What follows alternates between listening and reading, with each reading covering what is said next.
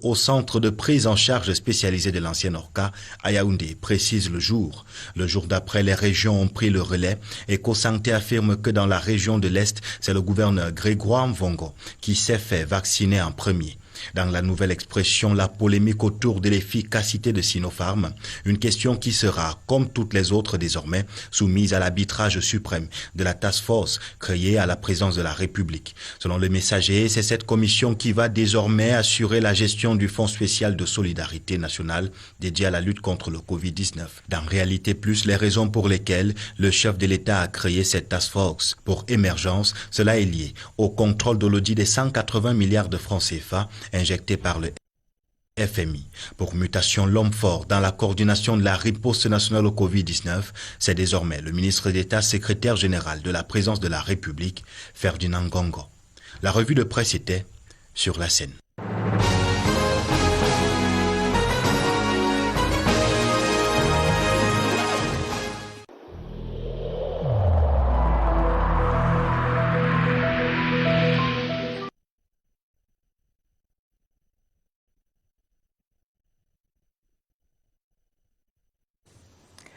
Bienvenue une fois de plus sur le plateau de Scène de Presse. Alors, docteur, on le disait à l'entame de cette émission, le Cameroun a reçu samedi 400 000 doses de vaccin AstraZeneca. Une semaine avant, on avait reçu 200 000 doses du vaccin Sinopharm.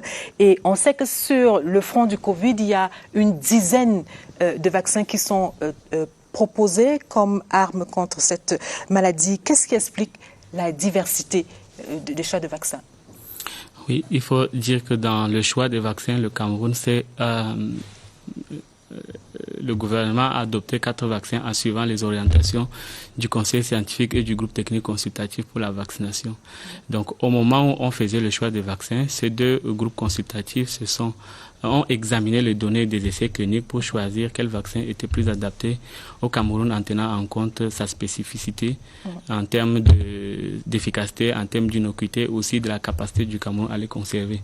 Donc, à l'issue des travaux, 4 vaccins ont donc été adoptés, le vaccin AstraZeneca, le vaccin Johnson & Johnson, le vaccin Sputnik V et le vaccin Sinopharm.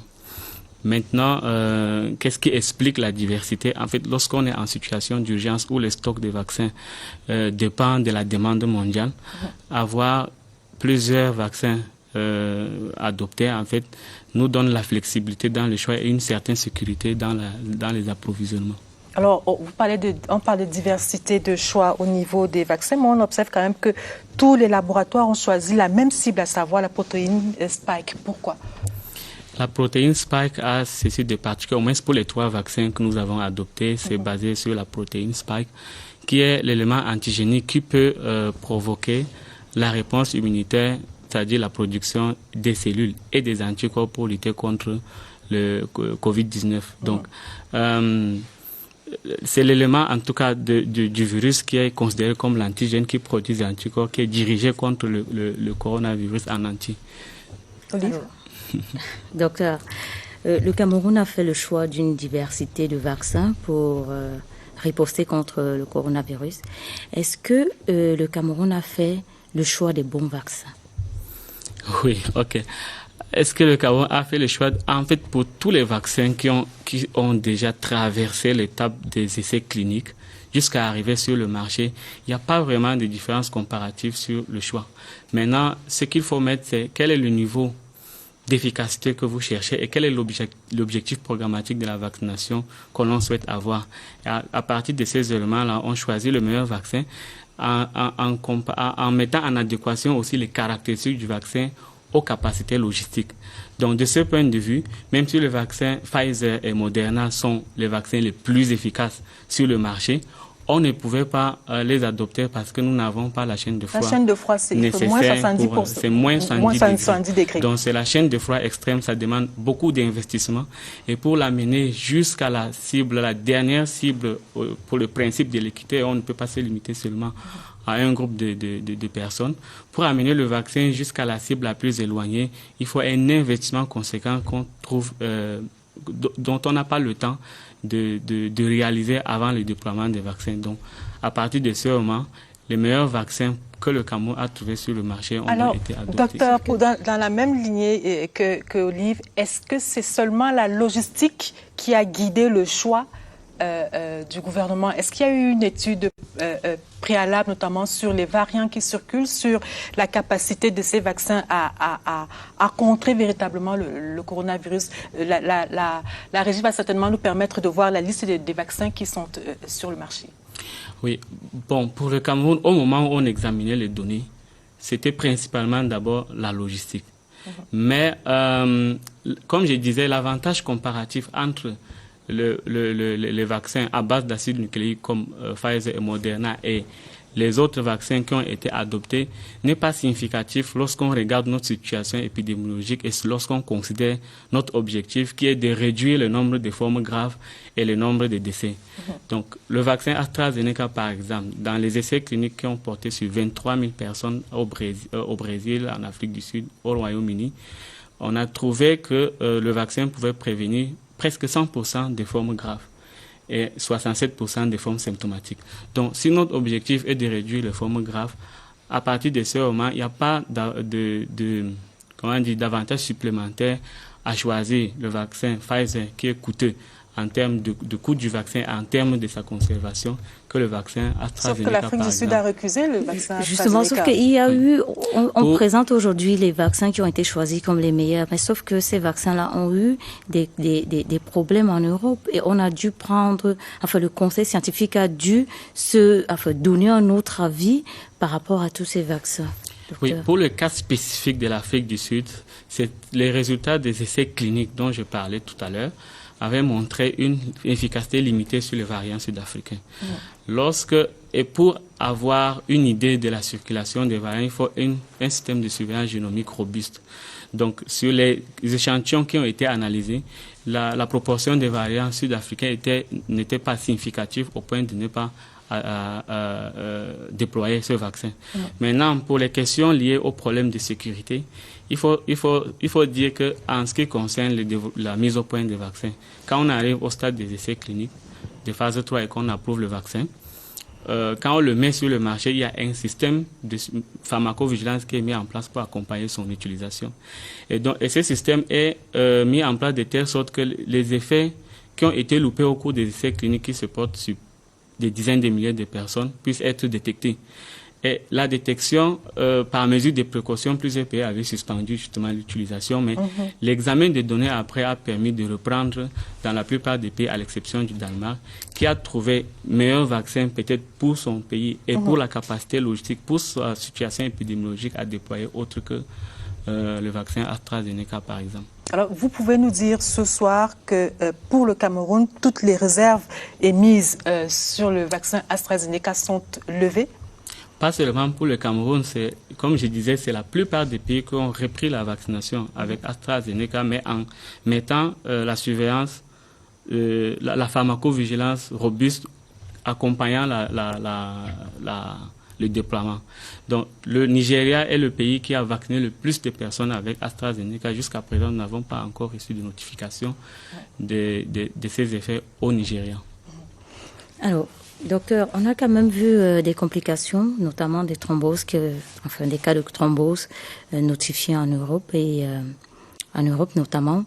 Est-ce que au Cameroun, on a mis sur pied, de quel dispositif dispose le Cameroun pour faire face à d'éventuels cas de complications ou bien d'effets indésirables graves, Oui. Je pense qu'il y a une focalisation excessive sur les effets indésirables. En fait, juste pour comprendre, lorsqu'on étudie les effets indésirables, on compare l'incidence de cet effet dans une population de personnes vaccinées avec son incidence dans une population de personnes non vaccinées.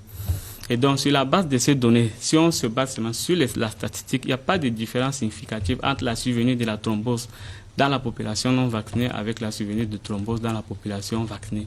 Mais par mesure de précaution, on peut le considérer comme possible effet indésirable rare, de l'ordre de 0,004. Maintenant, lorsqu'on le considère comme possible effet indésirable rare, le dispositif de pharmacovigilance voudrait que lorsqu'on vaccine une personne, on le surveille de façon régulière. pour détecter les premiers signes, pas seulement de ces effets indésirables, étant entendu que certains effets indésirables ne sont pas liés à la vaccination elle-même, mais plutôt soit à l'anxiété ou bien un problème qui est concomitant à la vaccination sur le plan temporel. Mais la question d'Olive, peut-être que nous allons la repréciser, c'est de savoir quel est le dispositif qui a été mis en place au Cameroun pour agir en cas d'effet indésirable. OK. Pour accompagner tous les vaccins, pas seulement AstraZeneca. Non, pas seulement AstraZeneca, pas seulement le vaccins vaccin en plus, mais l'utilisation des médicaments repose aussi sur une surveillance post-utilisation. La pharmacovigilance, le Cameroun a un système de pharmacovigilance qui justement a utilisé le déploiement de la vaccination contre le Covid pour être renforcé avec des kits de prise en charge des effets indésirables connus et les personnes qui ont été formées spécifiquement pour la surveillance individualisée des cas d'effets indésirables éventuels. Alors, on a parlé de AstraZeneca, taux d'efficacité 67% pour l'efficacité globale sur les formes symptomatiques. Mais sur les formes graves, l'efficacité pour les données des essais cliniques a montré 100% de prévention des cas graves. Alors, docteur... Sinopharm peut-être? Parce que nous avons aussi Sinopharm. Pour Sinopharm, est-ce que les études sont déjà... Les données n'ont pas la même puissance peut-être que le vaccin AstraZeneca, mais l'efficacité a été estimée à 79%. Et la Chine est l'un des pays qui utilise à grande échelle justement, et avec ce recul que nous avons de l'utilisation de ce vaccin et en Chine et dans plus de 30 autres pays, on peut dire, même s'il n'a pas reçu l'approbation d'utilisation à titre de protocole du genre de l'OMS, que ce vaccin est aussi à la fois efficace et sûr. Alors, docteur, on assiste à une forme de communication, je dirais, massive en ce qui concerne l'administration du vaccin. Mais sauf que on ne nous dit pas aujourd'hui contre quel type de variant protège ces vaccins. Est-ce qu'on peut avoir une idée de quel type de variant protège ces vaccins protègent contre quel type de variant? Alors, le vaccin, au départ, lorsqu'on le met au point, n'est pas dirigé vers les variants, mais vers le virus qui est en train de circuler. Mais sauf qu'il y a eu une surveillance. Maintenant, comme je disais tout à l'heure, lorsqu'on le déploie, le système de surveillance génomique, c'est-à-dire qui vous permet de déterminer quelle est la proportion de chaque variant qui est en train de circuler, vous permet de surveiller aussi l'efficacité des vaccins sur les variants qui circulent dans le pays. Maintenant, comme je disais, pour le Cameroun, les données dont nous disposons montrent que la proportion des variants sud-africains n'est pas significative. Maintenant, on sait, on a des preuves que AstraZeneca a une efficacité limitée sur le variant sud-africain de l'ordre de 10%. Maintenant, si la surveillance génomique du Cameroun montre que c'est une éventualité. S'il y a une circulation de plus de 60-70%, vous comprendrez qu'il ne sera pas pertinent de continuer l'utilisation de ces vaccins. Pour les Sinopharm, il a ceci de particulier que le Sinopharm est mis au point à base d'un virus entier inactivé. Donc, pratiquement les procédés traditionnels de mise au point des vaccins. Et donc, il a ce qui est différent des vaccins ARN. Pour les vaccins ARN, c'est encore une autre technologie. Et les autres vaccins comme Johnson, AstraZeneca et Sputnik V sont plutôt fabriqués à base de vecteurs viraux. Donc, c'est un autre virus qui transporte la molécule antigénique qui stimule la production des anticorps et des cellules dans l'organisme. Donc, je reviens au Sinopharm, il a ceci de particulier, c'est un virus inactivé et donc avec beaucoup d'antigènes, beaucoup d'expressions différentes d'antigènes. Et donc, par plausibilité biologique, on peut présumer que ça peut agir sur les variants sud-africains, les variants et d'autres variants qui peuvent circuler au pays. Si vous deviez proposer un vaccin aux Camerounais qui vous écoutent ce soir, si vous deviez leur proposer un seul vaccin, sur je vais dire ceux qui sont disponibles, soit les 2 qui sont disponibles au Cameroun, soit sur les 4 qui ont été arrêtés par le gouvernement, sur lequel porteriez-vous votre choix? Vous demande votre avis personnel. Mon avis personnel, mon avis personnel, c'est qu'il n'y a pas vraiment de préférence à choisir tel ou tel vaccin. Il faut se vacciner le plus vite avec le vaccin le disponible. Donc, moi, quand le vaccin Sinopharm est arrivé, je me suis vacciné. Si c'était AstraZeneca qui venait en premier. Et si je suis éligible, je le prenais. Donc, il ne s'agit pas d'avoir une préférence vers tel ou tel vaccin, même si ça va être le cas, chacun pourra avoir la préférence pour tel vaccin. Mais le principe, c'est de se vacciner lorsque l'opportunité se présente. Parce qu'en matière de prévention des maladies, surtout infectieuses virales, une semaine peut faire la différence en termes de mortalité ou de létalité. Donc, moi, mon avis, c'est se vacciner, quel que soit le vaccin, le plus rapidement possible. Nous allons marquer un arrêt dans cette édition de Scène de presse pour écouter le ministre de la Santé publique. Le Cameroun vient donc, on l'a dit, de réceptionner 391 200 vaccins AstraZeneca. Le pays augmente de ce fait sa capacité de vaccination tout en élargissant la cible des personnes à vacciner. On écoute le ministre de la Santé à propos.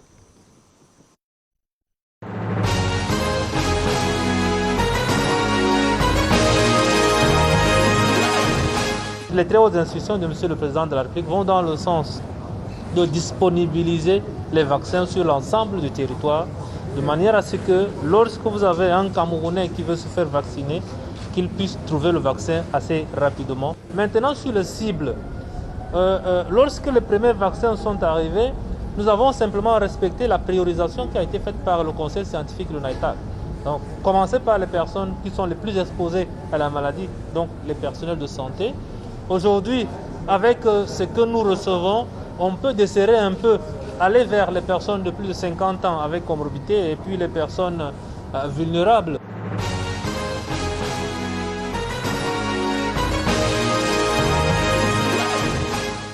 Alors, nous allons justement nous arrêter sur les populations cibles. Et qui sont les 20% des populations visées au Cameroun?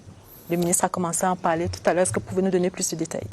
Oui, dans la priorisation, si on est obligé de passer par la priorisation, le contexte mondial est caractérisé par une disponibilité limitée des doses de vaccins pour couvrir tout le monde. Alors, dans la priorisation, les personnes les plus prioritaires, c'est les personnes les plus exposées, comme les personnels de santé, ou les personnes qui sont à risque de faire les formes graves ou les décès.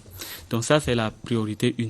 Les autres priorités, c'est des expositions modérées, soit du fait de l'exercice professionnel comme les enseignants, les personnes vivant en institution, les personnes vivant dans les centres sociaux, les personnes des services de sécurité ou les voyageurs.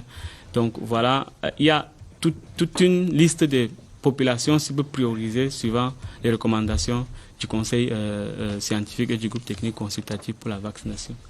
Alors, on parle aujourd'hui beaucoup de vaccins, mais on ne sait pas les doses disponibles vont couvrir. Quelle est la proportion de la population que les doses disponibles vont couvrir? Voilà.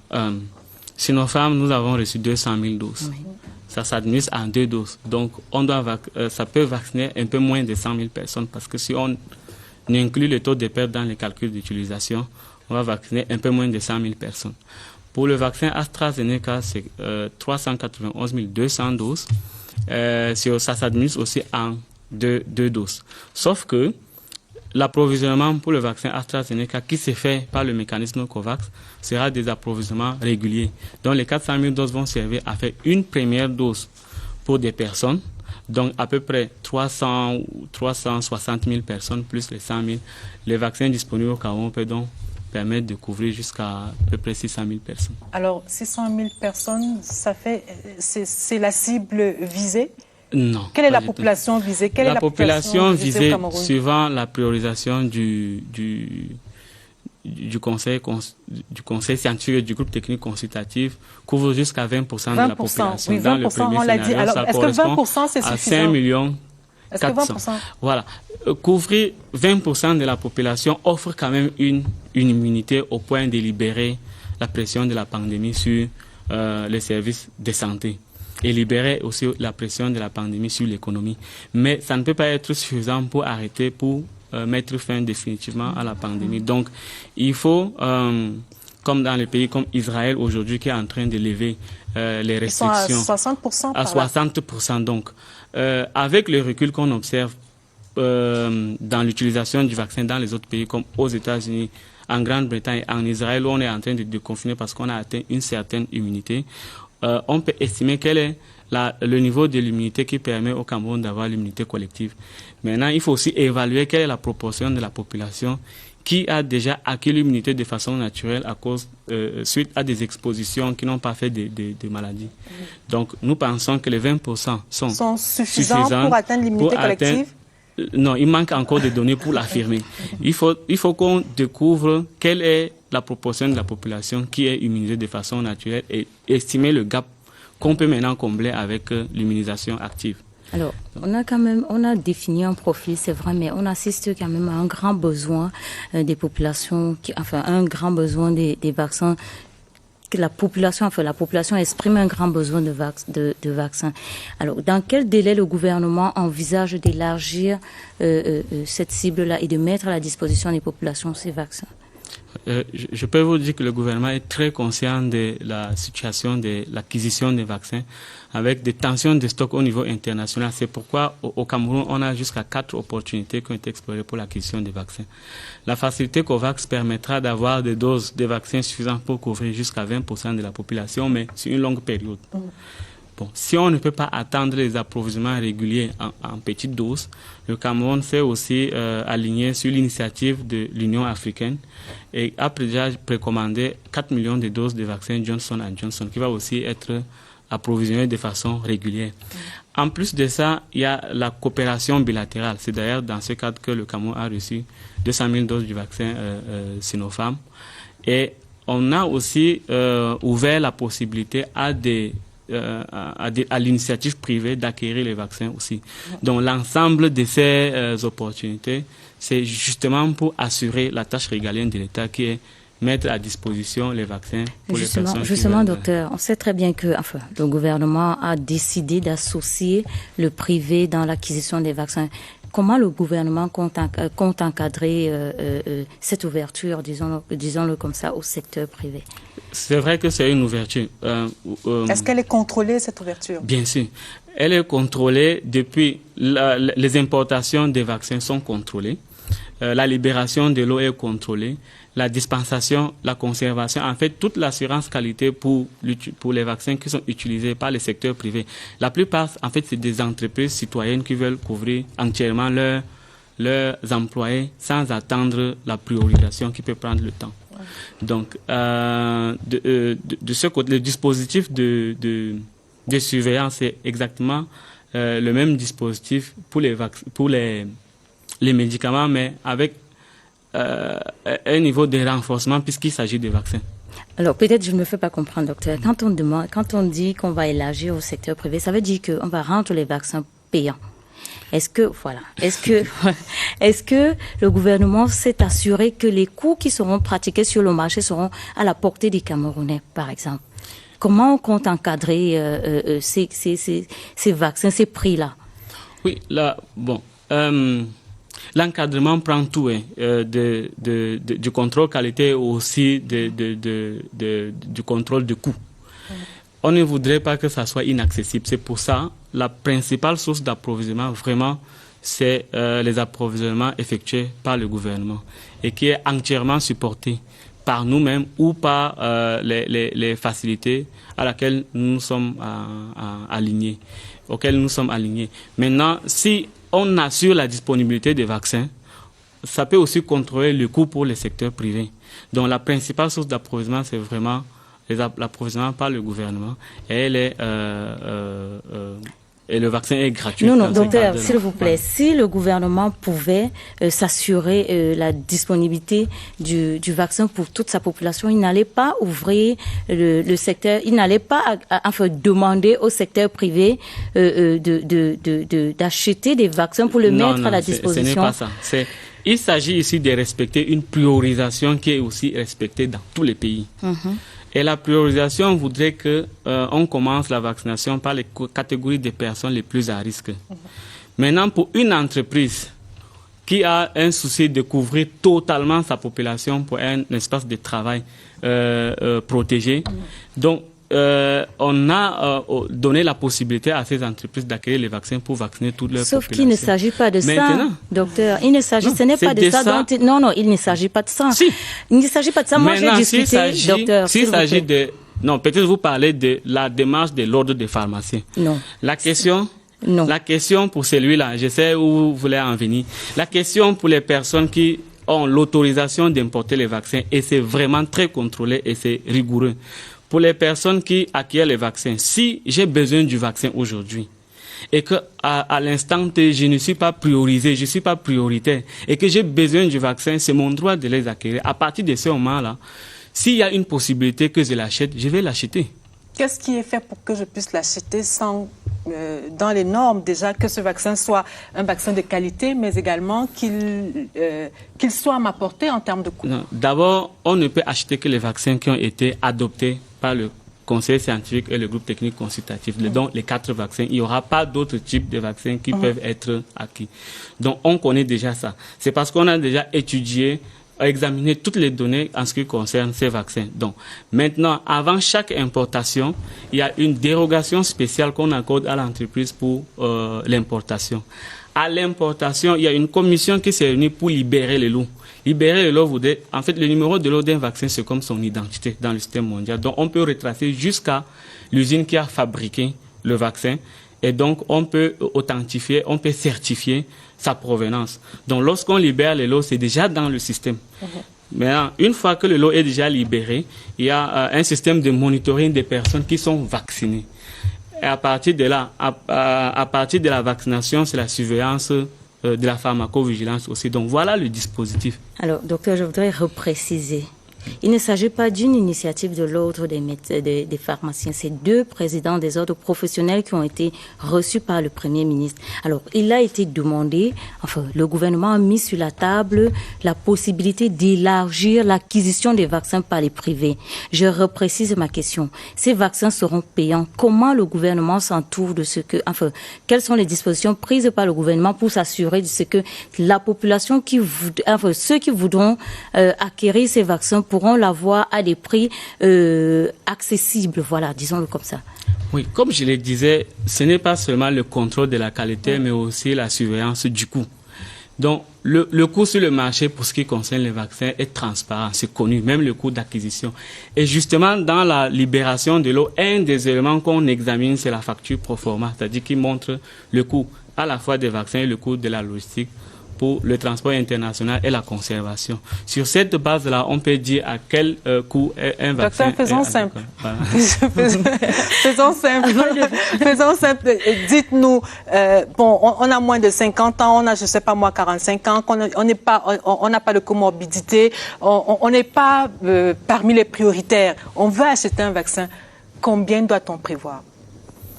Bon, là, ça va dépendre du coût du vaccin. Je peux pas, je n'interviens pas vraiment dans le coût des vaccins. Ce n'est pas, vous avez dit que c'est encadré. Ce n'est pas ma compétence. Vous savez que c'est encadré. Je sais que c'est encadré, mais ce n'est pas ma compétence d'estimer le coût des vaccins. On a déjà beaucoup à faire, à mettre les vaccins.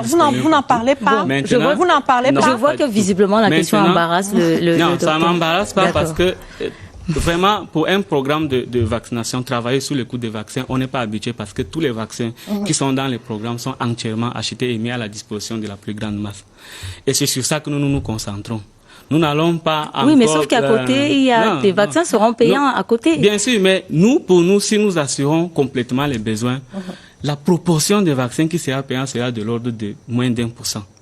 Si nous mettons si nous sommes concentrés sur l'approvisionnement des vaccins que sur mais ce n'est pas garanti, ce n'est pas garanti, docteur. Alors, ça c'est garanti parce que si vous voyez le volume des vaccins qui sont déjà dans le processus d'acquisition, on est certain que la proportion des vaccins payants sera voilà. On va juste marquer un autre arrêt dans cette édition de Scène de presse. Il y a la vaccination, c'est vrai, mais il y a surtout le respect des gestes barrières. Comment est-ce que cela se passe dans les grandes villes? Est-ce que les gestes barrières sont vraiment respectés? La question, nous la posons à Laetitia Onana. C'est en zooming dans cette édition de Scène de presse.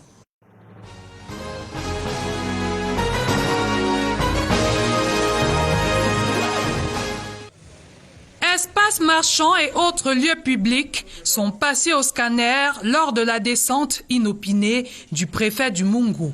Pour stopper la maladie à coronavirus, il faut impérativement porter et bien ajuster son masque de protection.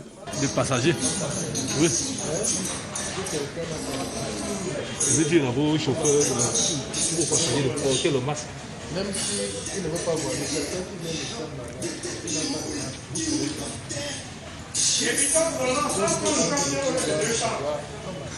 L'injonction du préfet est assortie de sanctions applicables dans les prochains jours. Si moi je vais là, je ne dois pas le masque, je vais vous faire. Donc veillez à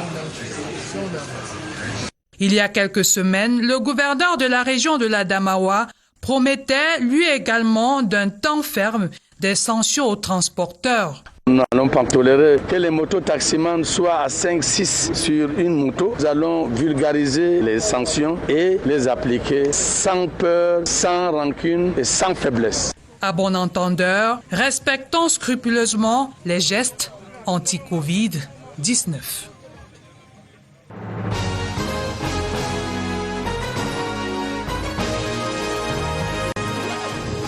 Alors, pour revenir au vaccin précisément, docteur, le vaccin n'empêche pas le virus de circuler, c'est bien cela? Le vaccin n'est pas une solution unique dans la réponse contre la pandémie. Et justement, au courant de la semaine, on a semblé le faire croire. Mais le vaccin, dans notre contexte, est vraiment un outil additionnel à ce qui se faisait déjà, mais qui doit être renforcé. Donc, du testing jusqu'à la prise en charge, les mesures barrières et le vaccin s'ajoutent comme mesure additionnelle au dispositif de riposte actuel. Donc, il ne peut pas suffire à elle seule pour arrêter la transmission des vaccins, surtout des virus, surtout que on part avec des objectifs dont la première est plutôt la diminution des formes graves. Certains pays sont déjà allés au niveau de l'objectif de réduire la transmission. À partir de ce moment, il s'agit plus d'une vaccination de masse que d'une vaccination ciblée. C'est possible. Mais notre objectif, c'est l'objectif de réduire les formes graves et protéger le personnel de santé. Alors, je voudrais que nous parlions un peu de l'organisation de cette vaccination au Cameroun. Je disais à l'entame de cette émission que nous vous avons sorti de vos bureaux. Vous étiez justement en train de travailler sur l'organisation de cette campagne, entre guillemets, de cette campagne de vaccination, entre guillemets. Dites-nous comment est-ce qu'elle est organisée au Cameroun. Je veux me faire vacciner, qu'est-ce que je fais? Peut-être je commencerai sur le plan logistique. Les opérations étaient confiées au programme élargi de vaccination parce que nous avons une expérience de plus de 30 ans dans l'administration des vaccins, mais c'est surtout pour les enfants et les femmes enceintes. Maintenant, ce vaccin a ceci de particulier. Premièrement, il faut l'introduire dans un temps record. Et deuxièmement, c'est une population cible qui n'est pas homogène. Donc, dans la population, si vous avez des personnels de santé, vous avez des personnes... En fait, on a une très grande... une grande population pour l'introduction. Maintenant, sur le plan logistique, comme nous avions déjà une organisation logistique du programme élargi de vaccination, le déploiement de la vaccination s'est aligné seulement sur cette logistique. Concrètement, lorsque nous recevons les vaccins, nous faisons la distribution dans les régions et à partir des dépôts régionaux, on fait la distribution dans les districts de santé. Il y en a 191 au total. Et à partir des districts de santé, on fait la distribution dans les centres de vaccination. Il y en a 243. Maintenant, comment on peut le pour les voir personnes, à l'antenne? 243 centres de vaccination est répartis sur tous les territoires. Il y en a au moins un dans chaque district de santé. On est conscient que c'est petit pour couvrir toute la population. C'est pour ça, à l'équipe qui est fixe au niveau du centre de vaccination, on ajoute des équipes mobiles qui partent de localité en localité pour couvrir leur zone, leur district de santé. Donc voilà comment concrètement c'est organisé. Maintenant, le déploiement, vous allez comprendre que ça doit être progressif parce que lorsqu'on dépose les vaccins, il y a des étapes préparatoires qu'il faut considérer, notamment la formation des personnels qui doivent l'administrer, les approvisionnements en médicaments pour la prise en charge des cas de manifestations post-vaccinales indésirables, la mise en place de la logistique parce le vaccin doit être conservé que dans le réfrigérateur qui est préqualifié pour les vaccins. Heureusement, le Cameroun en dispose quand même un certain nombre depuis ces derniers temps. Donc, concrètement, voilà comment ça fonctionne. Alors, peut-être on a vite passé sur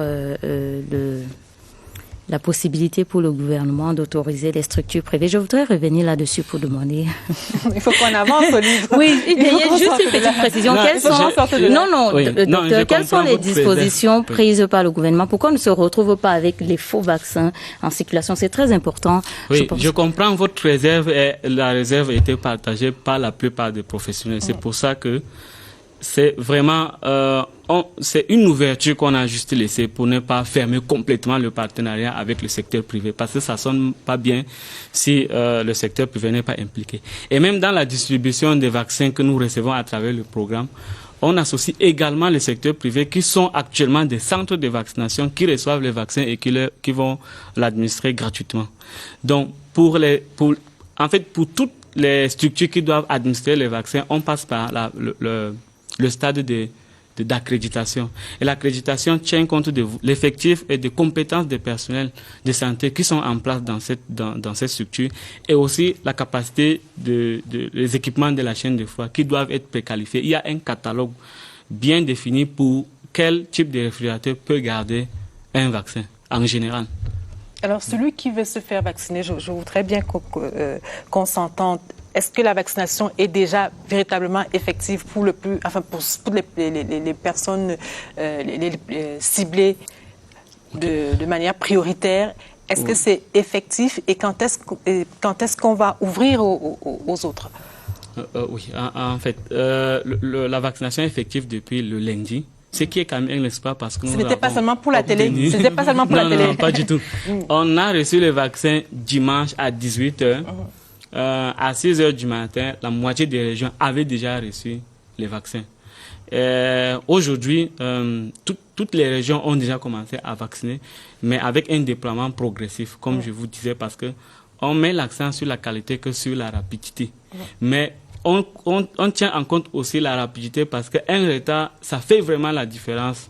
Et je suis persuadé que nous avons perdu des personnes où le vaccin pouvait faire la différence si nous l'avions obtenu avant. Donc aujourd'hui, l'information circule à partir de la région pour les centres de vaccination qui sont ouverts tous les jours, et ça se déploie progressivement dans le pays. Maintenant, nous étions seulement avec les personnels de santé parce que c'était les personnes prioritaires pour deux choses. Premièrement, c'est quand même des personnes qui sont indispensables pour la riposte. Perdre un personnel de santé engagé dans la riposte a une externalité négative sur la prise en charge des autres personnes. Deuxièmement, ça permettrait aussi de mettre les personnes en confiance, puisque c'était les personnels de santé qui sont visés en premier. OK. Et là, à partir de ce moment, on peut élargir, puisqu'on a déjà les doses de vaccins, à l'autre priorité, c'est-à-dire des personnes avec comorbidité qui sont à risque de décès. C'est-à-dire ceux qui sont hypertendus, ceux qui ont le diabète. Quel que soit leur âge, s'ils sont éligibles pour le vaccin. On rappelle que les vaccins peuvent s'administrer à partir de 18 ans. Et aussi, si nous recevons encore plus, toutes les personnes de plus de 50 ans pourront aussi entrer dans la cible, et progressivement. Alors, docteur, on parle beaucoup de vaccins, c'est vrai, mais on ne parle pas du coût des vaccins. Je voudrais revenir précisément sur un vaccin, Johnson & Johnson. 4 millions de doses 4 millions de doses attendues. Combien le gouvernement va débourser pour acquérir ce vaccin? Alors, l'acquisition de Johnson & Johnson s'est faite par l'Union africaine. Et l'Union africaine a déjà des accords pour des coûts préférentiels avec l'entreprise. En fait, le Cameroun l'acquiert à $10 la dose. Et c'est une seule dose. Ça a l'avantage d'être administré en une seule dose. Il n'y a pas la deuxième dose. Comparé aux autres vaccins, sincèrement, c'est vraiment le coût de la production. Le vaccin contre l'hépatite B qui se donne en 3 doses, c'est 7 000 francs chaque dose. Donc, cette dose n'atteint même pas le coût pour le vaccin contre l'hépatite B. C'est vraiment le coût négocié. Maintenant, si c'est en dehors de l'Union africaine, le coût va être forcément différent. Alors, vous avez parlé justement des doses là. Vous avez dit Johnson & Johnson, c'est une dose. Une seule dose. Oui. AstraZeneca, c'est 2 doses. Sinopharm, c'est 2 doses également. Alors, quel est le délai entre les 2 doses? Vous avez reçu votre première dose la semaine dernière, ou la semaine qui vient de s'achever. La prochaine dose, c'est quand? C'est exactement dans 2 semaines maintenant, parce qu'il y a 21 jours entre les 2 doses de Sinopharm. Mais pour AstraZeneca, la période, l'intervalle d'administration, c'est entre 8 et 12 semaines. Ça dépend des vaccins parce qu'on calcule. En fait, le temps que les anticorps de la première dose descendent en deçà de la moitié de la concentration initiale pour donner la deuxième dose, qui crée un booster pour une longue durée de protection à ce moment-là. Donc, pour le AstraZeneca, c'est entre 8 et 12 semaines. Et pour Sputnik V, c'est aussi 3 semaines, 21 jours. Mais Sinopharm, c'est 21 jours. En dehors de Johnson & Johnson, tous les autres vaccins se donnent en 2 doses. Oui, et comment est-ce que ça va se passer concrètement lorsque vous avez reçu votre première dose? Vous pouvez vous présenter 2 semaines après, pour ce qui est par exemple de Sinopharm, vous pouvez vous présenter 2 semaines après et recevoir votre deuxième dose sans autre forme de procès? Exactement. En fait, lorsque nous distribuons les vaccins, si c'est un vaccin en 2 doses, on retient la moitié des doses au dépôt régional. Et on attend les 21 jours pour distribuer encore au district pour sécuriser les doses. Olive? Oui, je voudrais revenir sur Johnson & Johnson. Quand on sait qu'aux États-Unis, par exemple, le laboratoire en question n'arrive pas à tenir les délais de livraison, au Cameroun, qu'est-ce qui nous garantit que les nôtres seront respectés? Oui, il faut dire que les commandes groupées à travers l'Union européenne donnent une certaine force dans les commandes des vaccins. C'est une commande groupée pour tous les pays de l'Union africaine. Donc, c'est un mécanisme qui permet de sécuriser les doses à l'avance. Maintenant, les États-Unis avaient précommandé une énorme quantité de ces vaccins que l'entreprise n'arrive pas à tenir les délais d'approvisionnement. Mais les engagements envers les États-Unis n'influence pas les engagements envers l'Union africaine, même si c'est quand même un vaccin produit par un laboratoire américain. Nous marquons notre arrêt dans cette édition de Scène de presse. Que pensent les hommes de médias de la diversité de vaccins? Réponse dans la rubrique édito.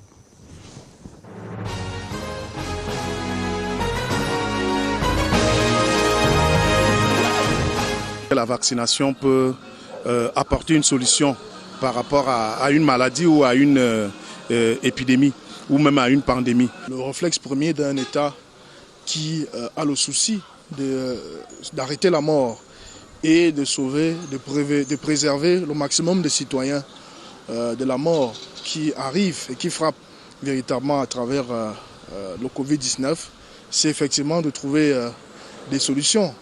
Et le vaccin est l'une des solutions. La rapidité avec laquelle les laboratoires scientifiques se sont précipités à proposer une variété de vaccins. Cette rapidité-là, c'est-à-dire par rapport à la pandémie qui s'est déclenchée, le temps où les laboratoires se sont mis à élaborer des vaccins, ça surprend.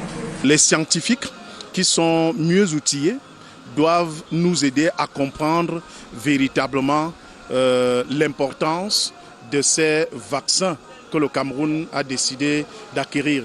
Le combat en ce moment se joue à ce niveau, c'est-à-dire au niveau des vaccins qui doivent être imposés aux populations. Le comité scientifique dont parle très souvent le ministre de la Santé, que ce comité scientifique se réunisse, qu'il vienne dans une conférence de presse expliquer aux Camerounais d'abord le contenu de cette affaire, quels sont les éléments qui entrent dans la composition de ce vaccin, comment ces éléments agissent dans le corps et contre le virus à l'intérieur de l'organisme.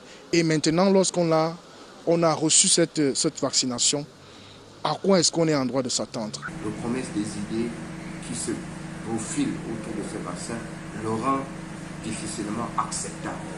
Et je comprends bien un certain nombre d'Africains qui sont résistants. Ça a toujours été une solution, malgré les effets secondaires ou les effets, j'ai envie de dire, indésirables qui interviennent souvent pendant ou après la vaccination. Mais sauf qu'aujourd'hui, on a une pléiade de vaccins. Il faut que les scientifiques nous aident à comprendre quel est le bon vaccin. En ce moment, ça ressemble simplement à une mode à laquelle notre pays a voulu s'arrimer, simplement pour ne pas paraître comme un paria sous le ciel international. Même au milieu du personnel soignant, il y a des réticences vis-à-vis de ces vaccins-là. Cela signifie qu'il faut un complément d'information qui, au minimum, pourrait rassurer les uns les autres. Les Africains devraient d'abord voir les conséquences de ces vaccins, qu'ils soient inoculés aux Occidentaux et qu'on voit la précipitation avec laquelle on est en train d'imposer des vaccins aux gens. Et non seulement on impose, ça devient maintenant une rivalité idéologique et commerciale.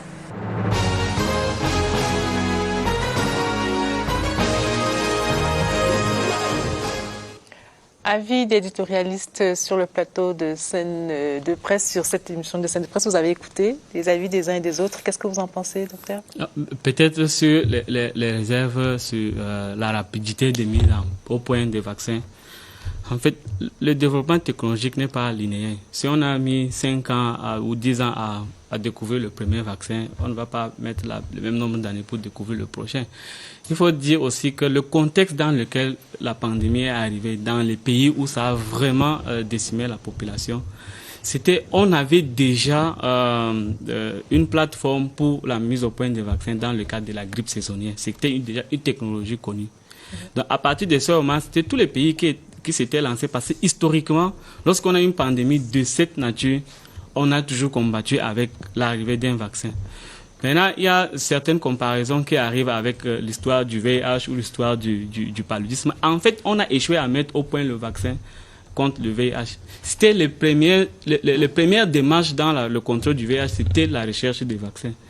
Le virus du VIH s'échappe rapidement au contrôle immunitaire.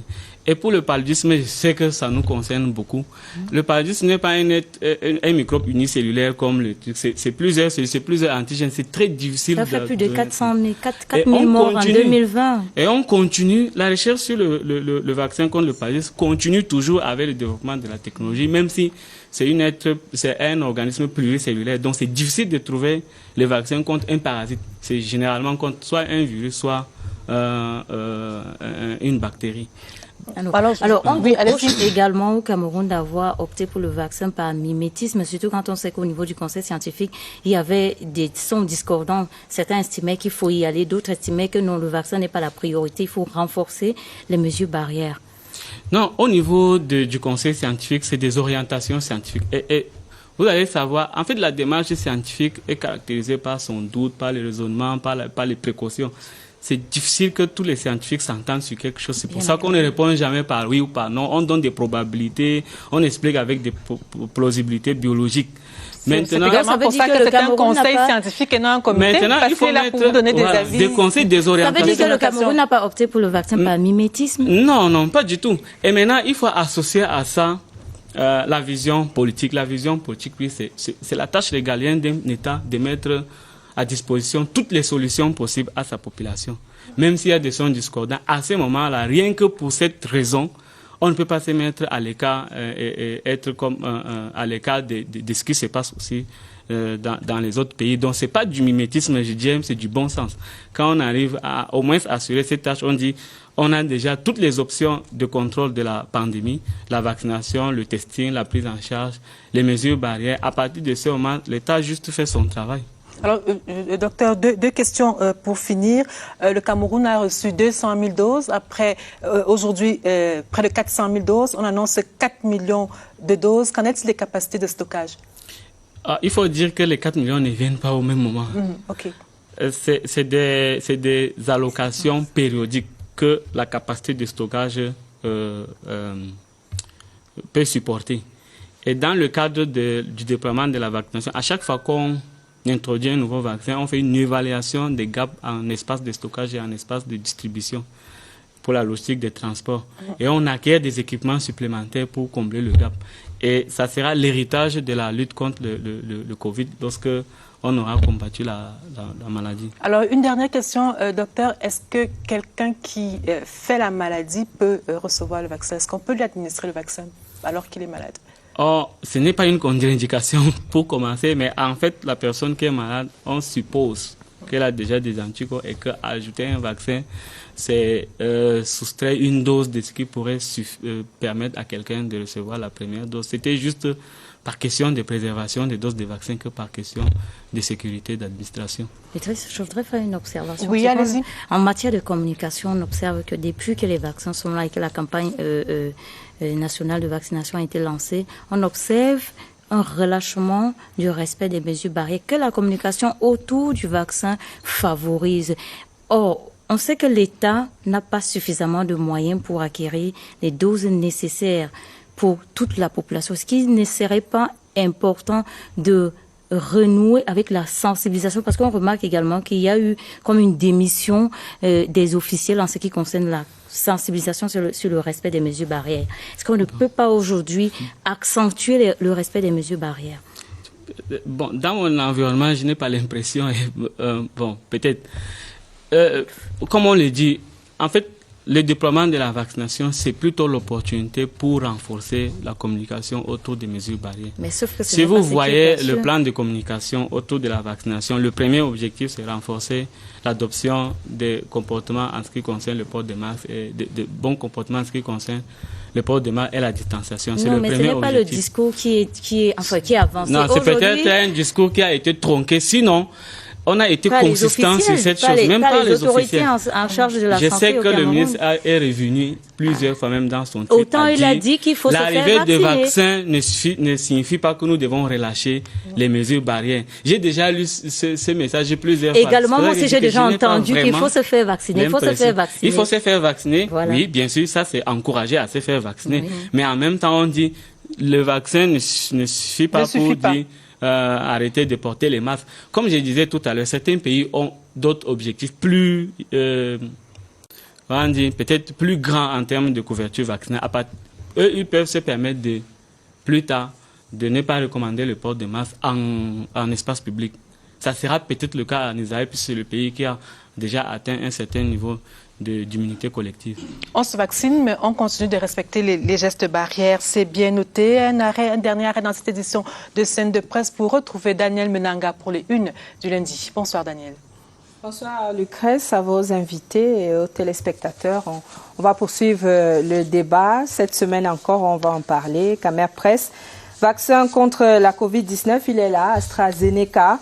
L'hebdomadaire de Justin Blaise Akono rappelle qu'une cargaison de 400 000 doses est arrivée samedi dernier à l'aéroport international de Yaoundé-Simalène pour s'ajouter aux 200 000 doses de Sinopharm réceptionnées une semaine avant. Les détails donc à lire dans les colonnes de Camer Presse lundi. Intégration hyper-soi, la grande illusion comique.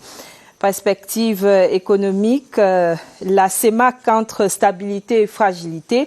Sonamine prend corps et c'est sur fond de suspension de l'ITIE, précise le journal de Thierry Ndon. Le quotidien au même sujet, Sonamine, au grand complet, prime et primates à la jeunesse et à l'expérience avec en une les visages du top management, Sylvestre Mort, président de l'Assemblée générale, Blaise Moussa, président du conseil d'administration, Serge Hervé Boyogeno, directeur général, Jonathan Frou, directeur général adjoint. Éco Matin, économie encore, Cameroun FMI, 45 milliards de francs CFA bloqués. Entre Yaoundé et Washington, assiste-t-on à une entente conclue en catimini entre le Cameroun et le FMI au sujet de la clôture du programme économique et financier signé le 26 juin 2017, tout porte à le croire selon le journal d'Émile Fidiek. Défi actuel, salaire versé aux fonctionnaires décédés. Le MINFI récupère 12,6 millions de francs CFA. Le ministre des Finances, Louis-Paul Motazeux, a mis sur pied une équipe pour recouvrer les sommes indûment versées dans les comptes des fonctionnaires décédés. Près de 8 milliards 300 millions attendus pour cette année 2021. Économie report. Opportunités de nouveaux mécanismes et financements pour les PME agricoles. Ils seront mis en œuvre avec l'opérationnalisation du guichet agricole au sein de la Banque camerounaise des PME, BCPME, à lire dans les colonnes du journal de Thierry Ekouti ce lundi. The Guardian Post, Germany rules out foreign intervention, insists Cameroonians best placed to resolve crisis. Burning of military barracks in Woum, 16 detainees regain freedom after 5 years in jail. Et puis, Cameroun Tribune débat sur les réseaux sociaux à la dérive sur la toile. Hommes politiques et leaders d'opinion se livrent à des affrontements violents dont le souci n'est pas toujours de faire valoir des arguments, invectives, injures, atteintes à la vie privée, discours haineux, tribalisme, entre autres. Cela fait l'objet du focus dans les colonnes du quotidien national bilingue ce lundi. Rendez-vous dans les kiosques. Rendez-vous dans les kiosques. Daniel Menanga, Madame, Monsieur, c'est la fin de cette édition de Scène de Presse. Merci d'avoir été des nôtres. Olive, Docteur Tchokfé, la presse quitte la scène. Merci, bonsoir.